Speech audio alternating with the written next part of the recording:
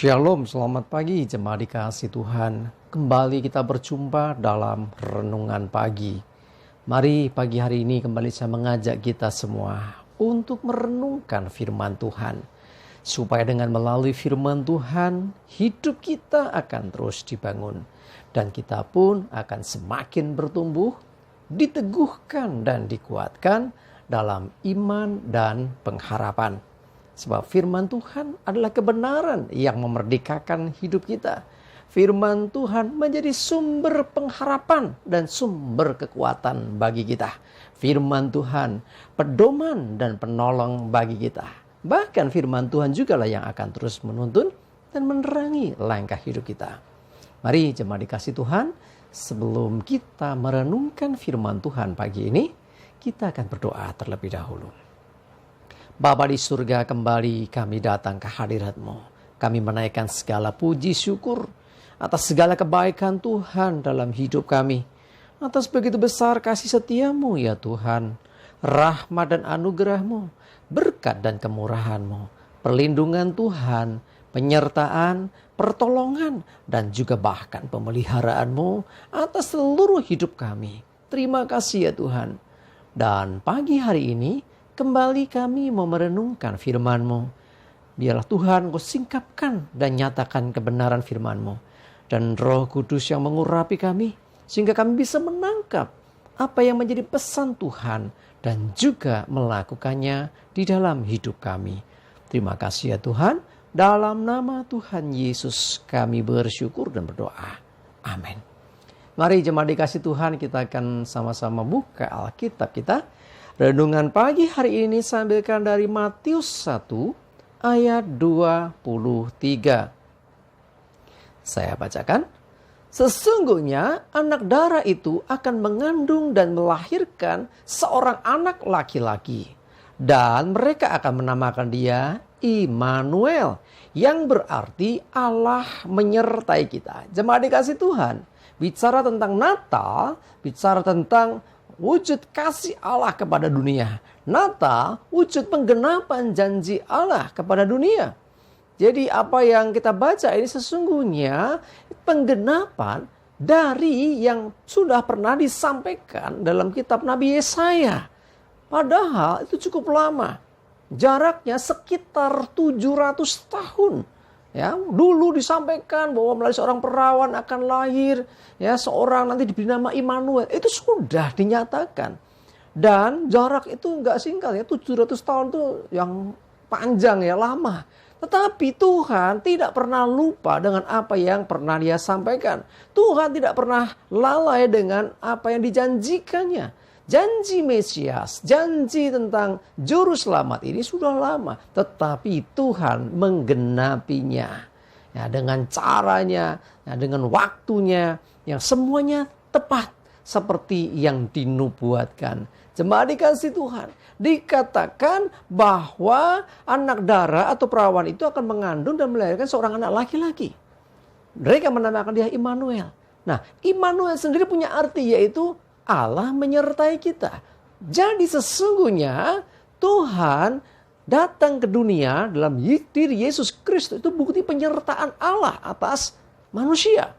Jadi Tuhan mau tinggal bersama dengan manusia. Tuhan menyatakan diri bahwa Dia menyertai. Nah, kalau Tuhan menyertai berarti Tuhan ada bersama-sama dengan kita. Itulah kenapa Yesus disebut Immanuel. Dia Tuhan yang menyertai manusia pada masa itu. Nah, pertanyaannya timbul sekarang. Itu dulu dia Immanuel karena dia menyertai.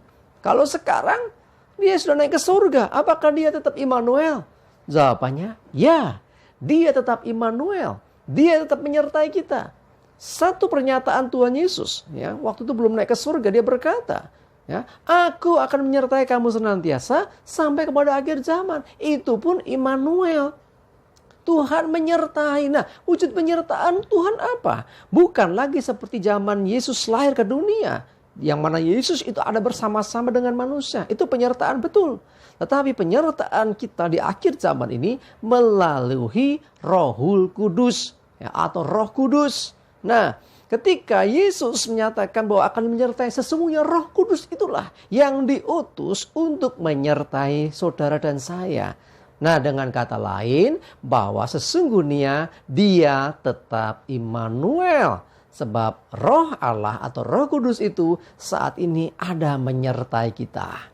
Bapak Ibu saudara dikasih Tuhan, kalau ada penyertaan Tuhan dalam hidup kita, apapun kesulitan kita, apapun penghalang ataupun masalah dalam hidup kita, harusnya kita tidak perlu takut dan khawatir. Ada Dia. Ingat, Tuhan menyertai bukan hanya Tuhan bersama-sama loh. Kita masih ingat waktu Yesus datang ke dunia. Ya, ketika Dia ada di dunia, ada begitu banyak perkara-perkara ajaib terjadi. Mujizat demi mujizat terjadi. Orang lumpuh berjalan, orang buta melihat, dan banyak mujizat yang lain. Bahkan orang mati dihidupkan. Nah, artinya dalam penyertaan, di situ ada campur tangan Tuhan. Di situ ada pertolongan Tuhan. Nah, kalau kita sekarang ada di dalam zaman yang berbeda karena Roh Kudus menyertai kita, berarti Tuhan juga akan berperkara dalam hidup kita. Gak heran, ada mujizat juga terjadi. Masih terjadi sampai hari ini. Orang buta melihat, orang lumpuh berjalan. Bahkan orang mati hidup. Bukan lagi hal yang mustahil. Sebab Tuhan yang mengerjakan semuanya. Kalau Tuhan Immanuel, Tuhan menyertai kita. Apa pergumulan kita? Apa masalah kita?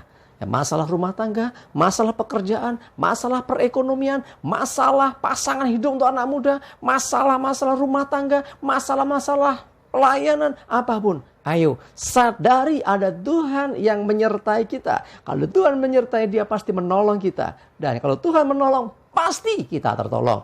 Ya, sebab tidak ada yang mustahil bagi Tuhan. Tidak ada perkara yang terlalu sukar dan terlalu berat untuk Tuhan kerjakan bagi kita. Untuk keselamatan umat manusia. Dia kerjakan dengan mati di atas kayu salib. Apalagi untuk hal-hal yang lain. Yang lebih ringan. Yang hanya untuk dunia ini apalagi. Ya, tidak ada yang terlalu sukar bagi Tuhan. Tuhan mau dalam penyertaannya kita ditolong. Kita juga mengalami sendiri akan campur tangan Tuhan dalam hidup kita. Mari jemaat dikasih Tuhan, jangan lemah, tetap semangat. Ingat, Dia Immanuel, Dia menyertai hidupmu. Dia pasti menolong hidupmu dengan apapun masalahmu. Amin, kita berdoa. Tuhan, terima kasih, kami bersyukur Engkau Allah yang Immanuel. Engkau Tuhan yang menyertai kami, sehingga kami tidak pernah sendiri. Seberat, sesulit apapun masalah hidup kami. Kami percaya ketika Engkau yang Immanuel itu menyertai kami. Engkau pasti menguatkan kami. Engkau pasti menolong kami. Engkau pasti memampukan kami. Kami percaya Tuhan tidak ada yang mustahil bagimu. Engkau tetap Immanuel sekalipun Engkau sudah naik ke surga. Kau berikan Roh Kudus sebagai wujud dari penyertaan Allah atas hidup kami umat manusia. Terima kasih ya Tuhan. Mohon selalu tuntunanmu. Mohon selalu penyertaanmu. Kami percaya Tuhan. Bersama dengan Engkau. Kami bisa dan cakap menanggung segala perkara. Terima kasih. Kami bersyukur. Menyerahkan hari ini hidup kami dalam pimpinan Tuhan. Jauhkan celaka dan mara bahaya. Damai sejahtera dan berkat Tuhan menyertai kami semua. Dalam nama Tuhan Yesus kami bersyukur dan berdoa. Amin. Mari jemaat dikasih Tuhan. Yuk semangat terus ya. Maju terus dalam iman dan pengharapan. Selamat beraktivitas. Tuhan Yesus memberkati kita semua. Amin.